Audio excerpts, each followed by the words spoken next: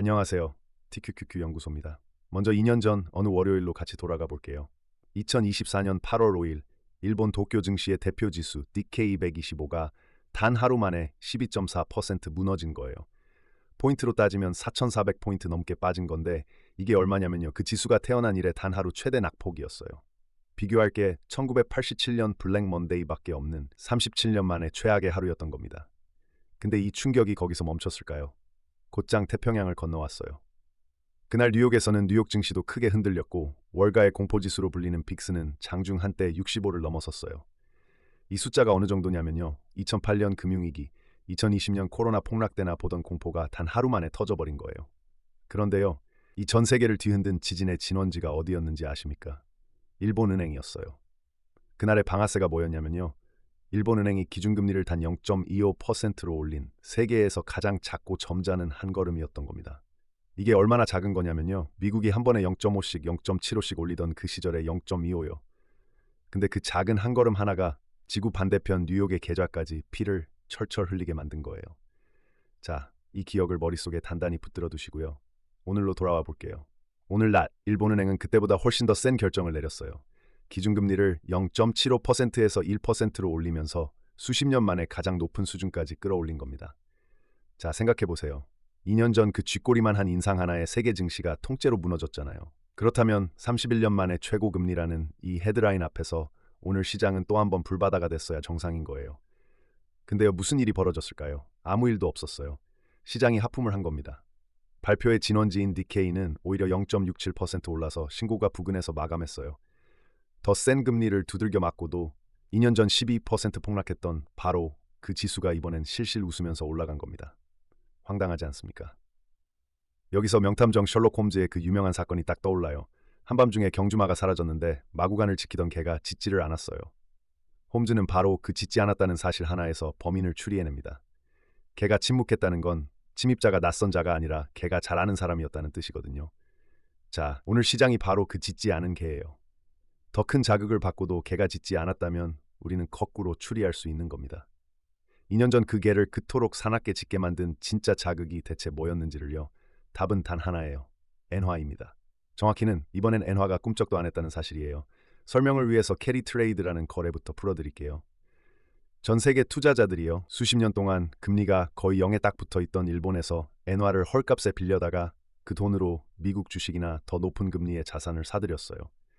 싸게 빌려서 비싸게 굴리는 거죠. 엔화를 빌려 굴린다고 해서 엔캐리 트레이드라고 부르는 겁니다. 그 규모가 얼마냐면요. 추정 방식에 따라 1조 달러대에서 많게는 4조 달러까지 벌어져요.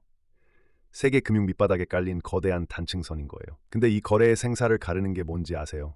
일본은행의 금리 숫자 그 자체가 아니에요. 엔화의 방향입니다. 엔화가 약하게 혹은 잠잠하게 머물러 있는 한 싸게 빌린 빚은 계속 싼 빚으로 남아요. 진짜 문제는 엔화가 갑자기 튀어오를 때 터지는 겁니다. 2024년 7월 달러당 160엔을 넘던 엔화가 단숨에 142엔까지 몇 달 만에 가장 강한 수준으로 치솟았어요. 이게 무슨 뜻이냐면요. 엔화로 빌린 빚의 무게가 몇 주 만에 10% 넘게 불어난 거예요. 싸다고 빌려서 미국 주식에 넣어둔 투자자들, 이 사람들이 빚 불어나는 속도를 못 견디고 미국 주식을 팔아서 엔화 빚부터 갚아야 했던 겁니다.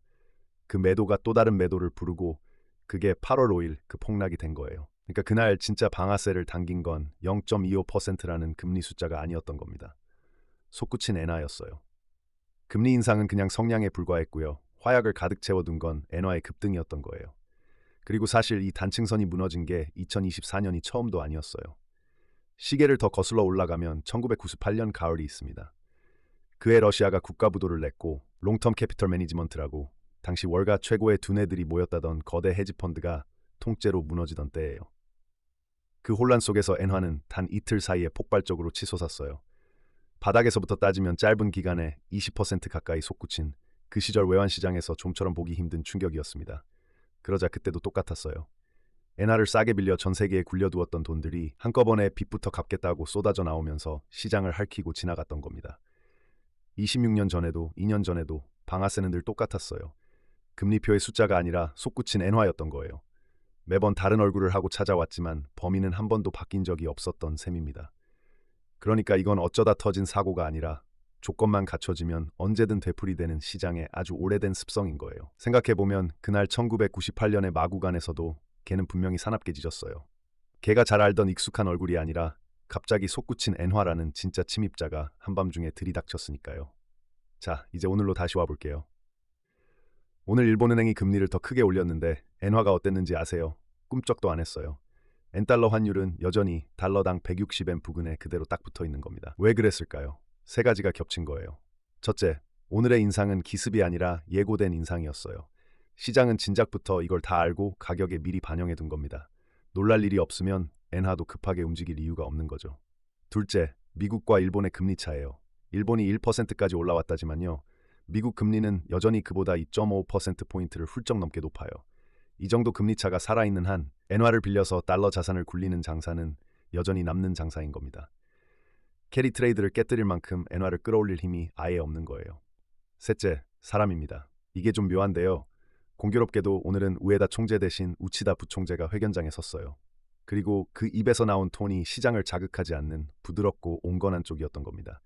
더 올리겠다고 으름장을 놓는 대신 천천히 가겠다는 신호를 준 거죠. 기습도 없고 금리차도 그대로고 회견 톤마저 부드러웠다. 엔화가 움직일 이유가 단 하나도 없었던 거예요. 그래서 오늘 걔는 짖지 않았습니다. 여기서 우리가 챙겨야 할 교훈은 너무나 분명해요. 여러분이 나스닥을 보든 나스닥을 3배로 추종하는 자산을 들고 있든요. 일본은행이 금리를 올렸다는 헤드라인 그 자체에 먼저 놀랄 필요가 없다는 겁니다. 진짜로 주시해야 할 단 하나의 숫자는 일본은행의 금리표가 아니에요. 엔달러 환율이에요. 다시 말씀드릴게요. 금리 숫자는 성냥이고 엔화의 방향이 화약입니다. 성냥은 회의 때마다 그어져요. 근데 화약이 비어있으면 아무 일도 일어나지 않는 겁니다. 2024년 8월에는 화약이 가득 차 있었고 오늘은 텅 비어 있었어요. 그 차이 하나가 12% 폭락과 0.67% 상승을 갈라놓은 거예요. 다만 마지막으로 이거 하나만은 분명히 못 받고 싶어요. 오늘 걔가 짖지 않았다고 해서 그 걔가 사라졌다는 뜻은 결코 아니에요. 세계 금융 밑에 깔린 이 단층선은 없어진 게 아닙니다. 그저 깊이 잠들어 있을 뿐이에요. 다음에 이 개를 다시 사납게 깨울 방아쇠가 두 가지예요. 하나는 미국이 경기 둔화에 못 이겨서 금리를 빠르게 내리기 시작할 때입니다. 그러면 미국과 일본의 금리 차가 좁혀지면서 엔화가 강해지고 잠들어 있던 캐리 트레이드가 다시 손실로 돌변하는 겁니다. 다른 하나는요. 일본은행이 오늘과 정반대로 시장이 전혀 예상 못한 기습 매파로 돌변할 때예요. 둘 중 무엇이든 엔화를 다시 튀어오르게 만드는 순간 오늘 잠든 개는 2024년 그날처럼 다시 짖기 시작할 겁니다. 그러니까요. 다음에 일본은행 뉴스가 헤드라인을 장식하거든 금리가 몇 %인지부터 보지 마세요. 엔화가 어느 쪽으로 가는지를 먼저 보세요. 시장을 진짜로 흔드는 건들 모두가 쳐다보는 시끄러운 헤드라인이 아니었어요. 아무도 신경 쓰지 않는 곳에서 조용히 짖지 않고 있는 개였던 겁니다. 지금까지 TQQQ 연구소였습니다.